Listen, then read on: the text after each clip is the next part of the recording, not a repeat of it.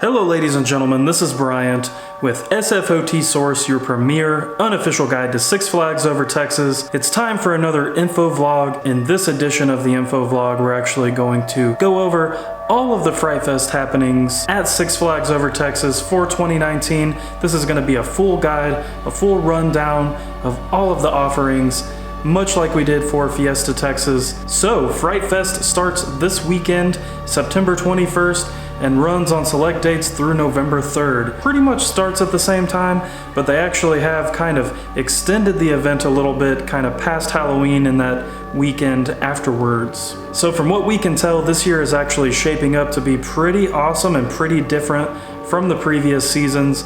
There are 3 new haunted houses. There are kind of some reimagined scare zones with some new theming. The park has been decked out in all kinds of decor, more than kind of what we've been accustomed to the last few seasons. Really looking like it's going to be an amped up event and really looking forward to it. So, without further ado, let's jump right into the live entertainment offerings that you can enjoy during Fright Fest. So, returning to the Southern Palace Theater for its 25th anniversary is the show Welcome to Arania's Nightmare. This is kind of a fun show because there's quite a bit of dialogue involved. It isn't just a basic music review like what you're getting at many theme parks. There is a storyline. Arania's husbands have all mysteriously died. She's looking for husband number 13. There's a lot of comedy and some dark Halloween jokes along the way, and I highly recommend the show. There's a reason it's been around for 25 years, and I don't really see it ending anytime soon. Right now I'm going to drop in a clip of a past year from Arania's Nightmare just so you can see what the show is.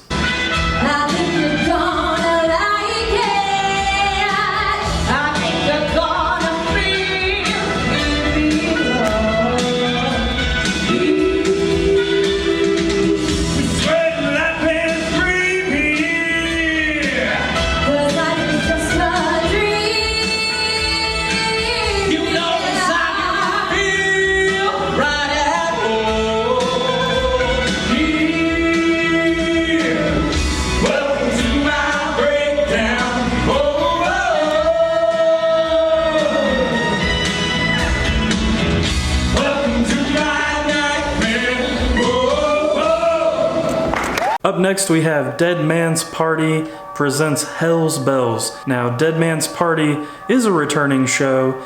They've actually had this show for a number of years, and it is a dance show that's featured at the Silver Star Carousel stage and the Gotham City stage. This year it kind of just carries a different theme. Last year it had the jail theme to go along with the all-new Hell Block 6 haunted house.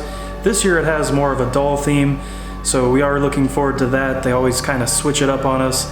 And I will drop in a quick clip of Dead Man's Party right now.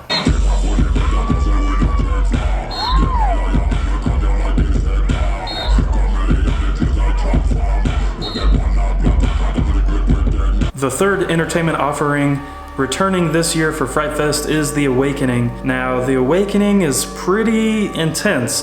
There is a demon, there is some spirit summoning, they do a sacrifice, so please be forewarned that The Awakening takes place at 7 o'clock every night up at the Silver Star Carousel stage at the front of the park. All of your scare zone and haunted house monsters are going to come out to terrorize, and it's a pretty adult theme for this show. I actually kind of like how edgy it is, and you know, it is for some people, but this really just sets the tone for the day. And of course, the WBAT Radio Remote and Final Challenge are returning, and these are just things that happen throughout the day at the Silver Star Carousel stage. There's music, there's challenges, there's contests, so make sure y'all come around the front gate during the day to check that stuff out. As always, we actually already have all of the Fright Fest entertainment showtimes up at sfotsource.com, so make sure you go check that out so you can kind of plan your day, decide what shows you want to see, and really schedule everything out, because during Fright Fest it does sometimes become difficult to really pack everything in that you want to do in one day. Next up, we're going to talk about the scare zones around the park found during Fright Fest. Now, a scare zone is basically just a heavily themed area of the park that has monsters and everything else to jump out and scare you. Now, during the day, these areas are safe to walk through. Obviously, you're going to see all of the props and those things, but then at 7:30 each night, it really amps up. All those monsters come out to play. It gets real dark, it gets real foggy. All I gotta say is, if you don't like being scared, you're gonna have a rough time walking through these scare zones. Now, there are no new scare zones this year for Fright Fest, but the scare zones that they do have, that have come back, do look improved and a little more intense. So we'll actually start out with Anarchy Unleashed, which is the scare zone located in the Gotham City section. And this usually features sliders and things like that. Last year, I'll be really honest with you, it was a big dud. There were hardly ever any monsters in it.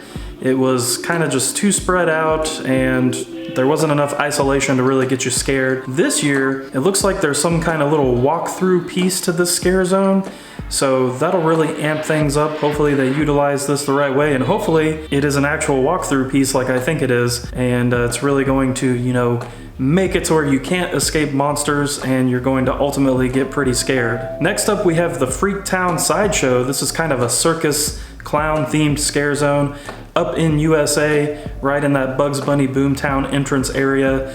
And this one does feature quite a few interesting characters, so I'm glad they're bringing it back. Based off of what we saw, I didn't really see anything new in this scare zone leading up to this past weekend, but I think it was probably one of the stronger scare zones from past seasons, and I am going to drop a clip in right now so you can kind of see what our past experiences have been in this scare zone.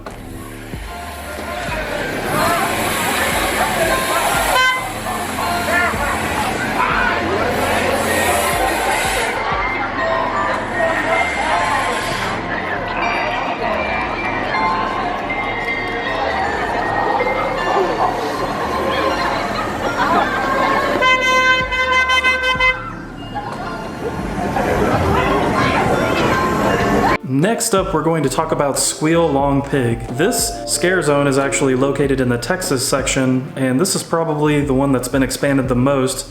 They actually moved this scare zone up.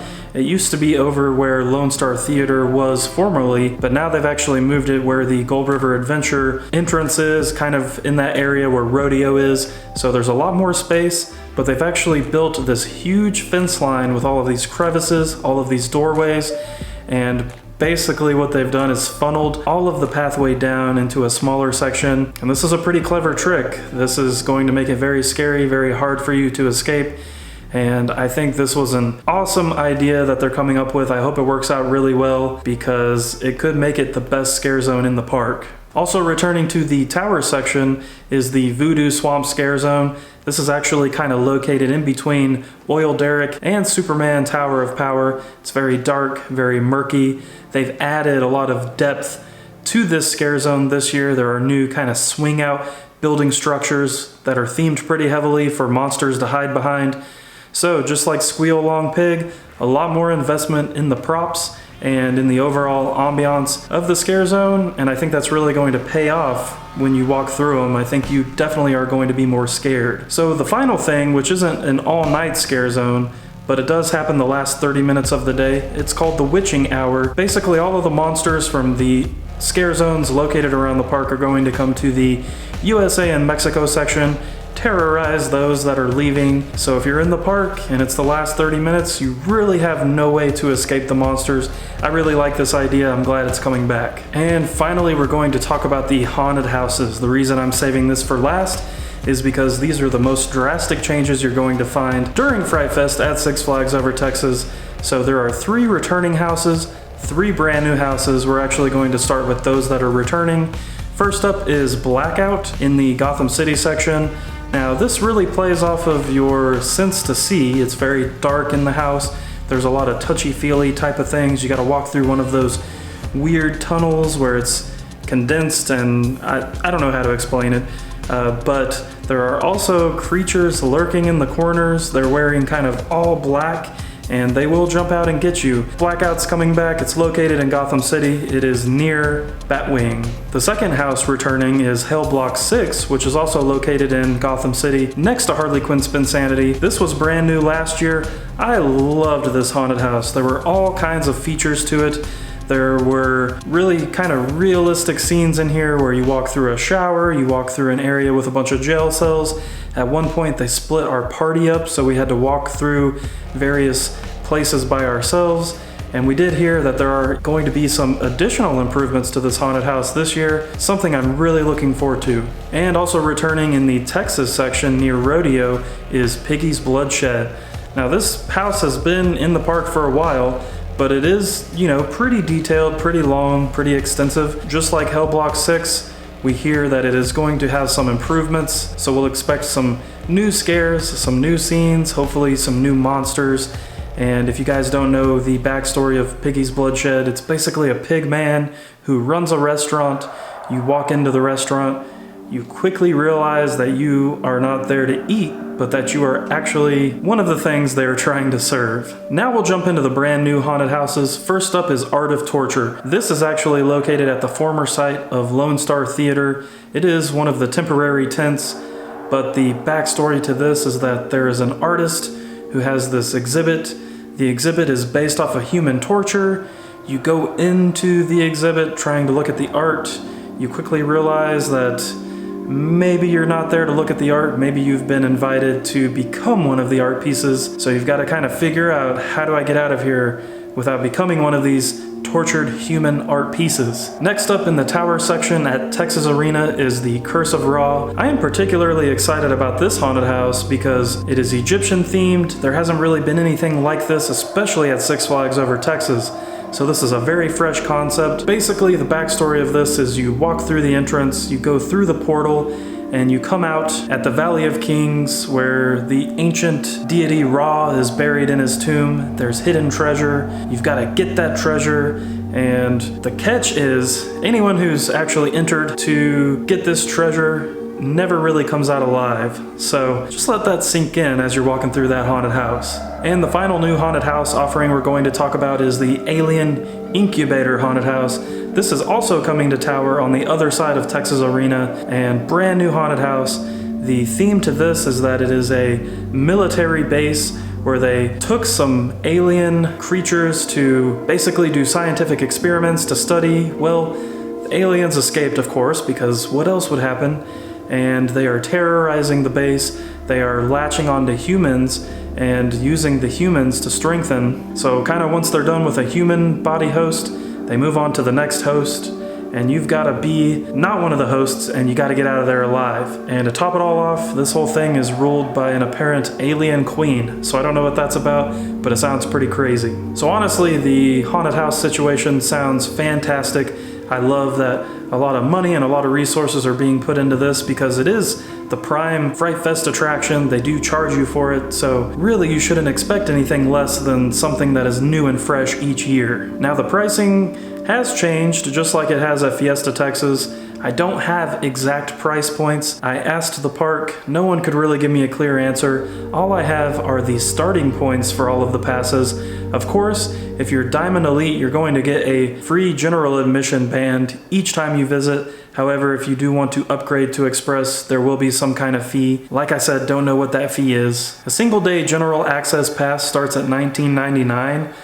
That's likely probably going to be for you Diamond members, and then Platinum, Gold Plus, Season Pass holders, the price will just go up from there. An all-season general pass is $29.99, and like I said, I think that's going to be for Diamond, and then the price will go up as you go through the membership and Season Pass levels. A single-day Express Pass starts at $39.99, and they are going to offer an all-season Express Pass, which starts at the low end of $49.99. And like I said, this is the very low end of this pricing. This is as cheap as it's going to be, so if you're not a Diamond member or a Diamond Elite member, do expect to pay more. And of course, our Fright Fest 2019 guide at SFOT Source will be updated with the specific pricing as soon as possible once we learn about it. I'd love to know in the comments below if you guys are excited about Fright Fest this year. To me, I think it's going to be pretty good, but you do kind of have to wait until the event actually starts to go see it. And I'm trying not to overhype myself for this, but I am very excited about the new haunted house additions. If you have any questions about Fright Fest 2019, please feel free to ask in the comments below. Like I mentioned earlier, we do have a full 2019 Fright Fest guide on our website. The link is in the description below. You can check out that website. You're going to find tips, you're going to find detailed information about all of the haunted houses. I even have when all of the haunted houses open each day. I know a lot of you have been curious about that, so you can find that there. You can find more descriptive details about all of the attractions, and we even have a section that will tell you about all of the kid-friendly activities that will happen during the day. Six Flags Over Texas does actually offer a pretty decent amount of kid-friendly activities that you can enjoy, but all of that stuff, like I said, does happen during the day. But we do have all the details, all of the timing, all of the locations for you on that guide. We thank you all for watching, and we'll see you soon at a theme park.